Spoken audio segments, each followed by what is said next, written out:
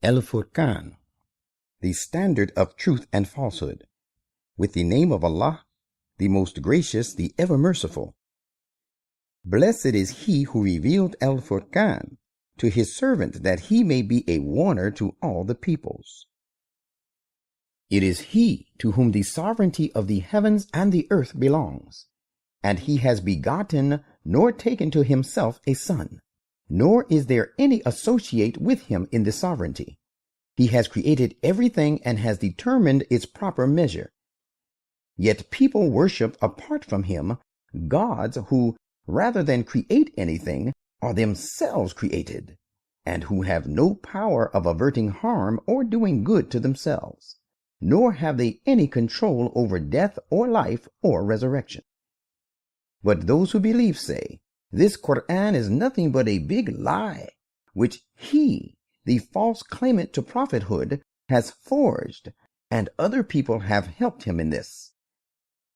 By so saying, they have perpetrated a great injustice and a big falsehood. They also say this Quran consists of fables of the ancients that he has got written down, and now they are read out to him morning and evening. Say, he who knows every secret of the heavens and the earth has revealed this Quran. Verily, he is great protector, ever merciful. They say, what sort of a messenger is this, that he even eats food and also goes about in the marketplaces? Why has no angel been sent down to him that he may help him and be a warner along with him? Or a treasure should have been sent to him, or there should have been a garden from which he might eat. Not only that, these unjust people say, you follow none but a mere man who is given food. Look what fantastic stories they concoct with regard to you. It is therefore that they have gone astray and are unable to find a way. Blessed is he who is pleased to assign to you better than that, gardens served with running streams, and will also assign to you palaces. Nay, the real fact is, they, the disbelievers, cry lies to the hour of the evil doom of the disbelievers and final victory of the Muslims, and we have in store a blazing hell for him who cries lies to the hour. When it, the blazing fire, sees them from afar, they will hear its raging and roaring. And when they are thrown into some narrow place of it, chained in fetters, they will call out for total destruction there and then. It will be said to them, this is no time to call out for a single death. You had better call out for a series of deaths. Say, is this end better, or the everlasting paradise which is promised to those who guard against evil, and which is their due reward and ultimate resort? They shall have there all that they desire, and they will abide in this state of bliss forever. It is a promise binding on your Lord, and to be always earnestly prayed for from him. Beware of the day when he will gather them together, and the things they worship apart from Allah. He will ask, was it you who led these servants of mine astray, or did they themselves stray away from the right path? They will say, holy is your name. It did not behoove us to take patrons apart from you, but you bestowed on them and their fathers the good things of life to such an extent that they gave up remembrance of you and became a ruined people. Then we shall say to the idol worshippers, now these deities have given you the lie and contradict you with regard to what you said. So today you have no power to avert the penalty or get help of any sort for yourselves. Remember, whosoever of you acts unjustly and goes wrong, we shall make him suffer a great punishment. And we sent no messengers before you, but they surely ate food and walked in the marketplaces, and were human models for you to follow in every walk of life. And we try you one with another to show if you will then patiently persevere, and your Lord is ever all-seeing. Those who entertain no fear about being present before us, nor do they expect it, say, "Why should not the angels be sent down to us, or we see our Lord?" They have indeed thought very highly of themselves, and have exceeded all limits of transgression. Do they not realize that the day when they will see the angels, there will be no good tidings that day for those who cut off their ties with God? And they will say in distress, "Would that there were some strong barrier between us and this punishment." And we have turned our attention to whatever attempt they have made against Islam.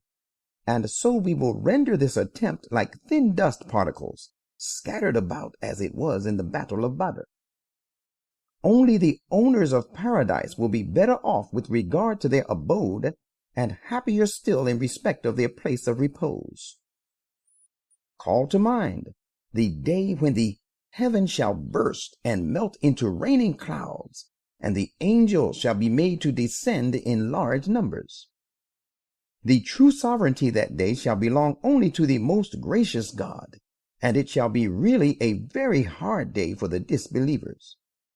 On that day, the unjust shall bite his hands in regret. He will say, "If only I had followed the same path along with the messenger. Ah, woe is me! Would that I had not made friends with so-and-so. He indeed led me astray from this source of rising to eminence after it had come to me, and Satan is ever a deserter of human being in the hour of need."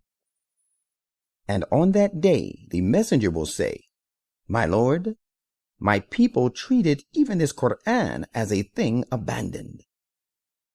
Just as we have turned them into your enemies, so do we make those who cut off their ties with Allah as the enemies of each and every prophet. Yet your Lord is sufficient to guide, and enough in respect of rendering help." And those who disbelieve say, "Why has not the whole of the Quran been revealed to him all at once?" But we have revealed it in this manner, piece by piece, out of necessity. And in spite of the fact that it has not been revealed all at once, we have arranged it in an excellent form and order of arrangement, and free of all contradictions, so that we may thereby lend strength to your heart.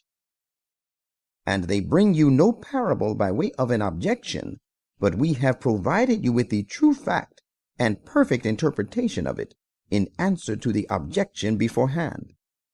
And those who shall be brought to Gehenna, dragged on their faces, and along with their leaders, are the worst placed, and they have completely lost the straight path. And we gave Moses the scripture, and made with him his brother Aaron a sharer of his burden. We said, "Go both of you to the people who have cried lies to our commandments." Then, when they had accomplished their mission of conveying the message, and were again rejected, we destroyed these disbelievers with an utter destruction. And we destroyed the people of Noah too, when they treated our messengers as liars. We drowned them, and made them a sign for people. Indeed, we have in store a woeful punishment for such of the wrongdoers. And tribes of Ad and Thamud, and the people of the Ras, and many a generation in between them, were all destroyed.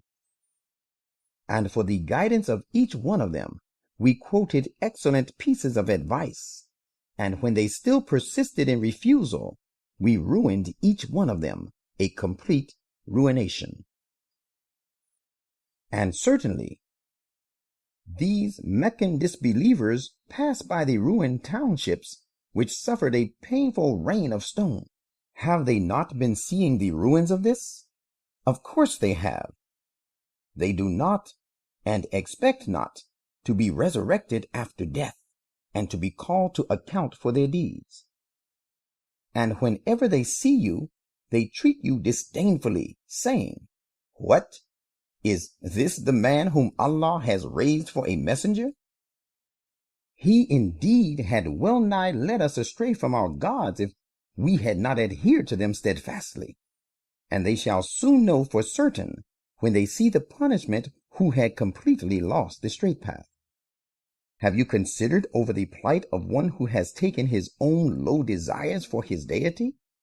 Can you then be a guardian over such a one? Do you think that most of these opponents can hear and understand what you say? They are only like cattle. Rather, they are even worse in their ways and behavior. Do you not see the wonderful doing of your Lord, how he stretches the shadow? If he had pleased, he could have made it still. Not only that, we stretch the shadow, we make the position of the sun its indicator. Then as the sun rises higher in the sky, we withdraw it to ourselves, a gradual withdrawing. It is he who has made the night as a covering mantle for you, and who has made sleep for a short rest, as a sign of eternal rest, and has made the day for rising up and going about to seek livelihood, and also a sign of resurrection. And it is he who sends the winds as happy heralds of his mercy, and we send down from above water for the purification, that we may thereby bring the dead land to life, and give it as a drink to most of the things whom we have created, beasts and people in large numbers. And we have explained this topic to them in diverse ways, so that they may take heed. But most of the people would refuse to adopt any attitude except that of disbelief. If we had so willed, we would surely have raised in place of universal prophethood a warner in every town. So do not follow the disbelievers, and strive hard against them with the help of this Quran, a mighty striving. It is he who has let the 2 spans of water loose to flow, one of them a river, sweet and thirst-quenching, while the other a sea, saltish and bitter. And he has set a barrier and an insurmountable partition between them. Still, both exist side by side in the world, and would continue. And it is he who created human being from water, and has given him relations by descent and kinship, by marriage, and thus sought to establish a civilization and social life based on oneness of humanity under oneness of God. And your Lord is all-powerful. Yet they, the disbelievers, worship apart from Allah the things which can neither do them good nor avert harm from them. And the disbeliever is ever a helper of the upholders of the cause of untruth against his Lord. But we have sent you only as a bearer of happy tidings to the doers of good, and as a warner to the wicked and the unjust. Say, I ask of you no recompense for it. All that I ask is that whoever chooses may follow the path that leads to his Lord. Hence, put your trust in the ever-living God, who is free from death, and glorify his holiness along with celebrating his praise, and also tell, sufficient is he as being well aware of the shortcomings of his servants. It is he who created the heavens and the earth, and all that lies between them, in 6 aeons. Besides, he is firmly established on the throne of power. He is the most gracious God, and ask concerning him who knows. And when it is said to them, prostrate to show submission to the most gracious God, they say, what thing is this, the most gracious God? Shall we prostrate to whatever you bid us to show submission? So this bidding of the prophet to submit to the Lord increased in them aversion to the truth. Blessed is he who has placed stars in the heaven, and has set in it the glowing sun that produces light, and the glittering moon that reflects light. And it is he who has made the night and the day, one following the other. He has done it for the benefit of the person who would care to receive exhortation, and who would care to be grateful. Those alone are the true servants of the most gracious God, who walk upon the earth in all humility, but in a dignified manner. And when the ignorant address them, they do not wrangle, but observe a peaceful attitude. And who pass the nights for the sake of their Lord, prostrating and standing up before him in prayer. And who say while praying, Our Lord, avert from us the punishment of Gehenna, for its punishment is indeed most vehement and unshakable. It is, of course, an evil place to lodge temporarily, and an evil place to remain therein permanently. And the true servants of God are those who, when spending, are neither extravagant nor niggardly, but their spending follow a middle course, ever moderate, and who invoke none as God along with Allah, and who do not kill anyone whom Allah has forbidden to be killed, except for a just and lawful cause, and who do not commit fornication and adultery, and he who does these things shall meet the punishment of his sin. His punishment shall be doubled on the day of resurrection. Humiliated and disgraced he shall suffer the punishment for long. Different, however, shall be the case of him who turns to God in repentance and believes and does righteous deeds. For such people only, Allah will replace their evil deeds with good ones, and Allah is great protector, ever merciful. And he who turns to God in sincere repentance and accordingly does righteous deeds, no doubt he turns to Allah in proper and true repentance. And those who do not give false evidence, and when they pass by something vain, they do not indulge in it, but pass on with dignity. And who do not shut their ears and eyes to the commandments of their Lord, but listen to them attentively and with their eyes open, when they are reminded of them, so that their belief is based on convictions and not on mere hearsay. And who in their prayers say, O our Lord, grant that our spouses and our children be a source of comfort for our eyes, and make us a model for those who guard against evil. It is such of those who will be rewarded the highest place in paradise for their fortitude, and they will be received therein with greeting of salutation of peace. They will abide therein forever. How excellent it is as a lodging place to rest, and how noble as an abode for permanent stay. Say to the disbelievers, My Lord will not hold you to be of any worth if you do not call on him in your prayer seeking his protection. Since you cried lies to the word of God, so you must now encounter a lasting punishment.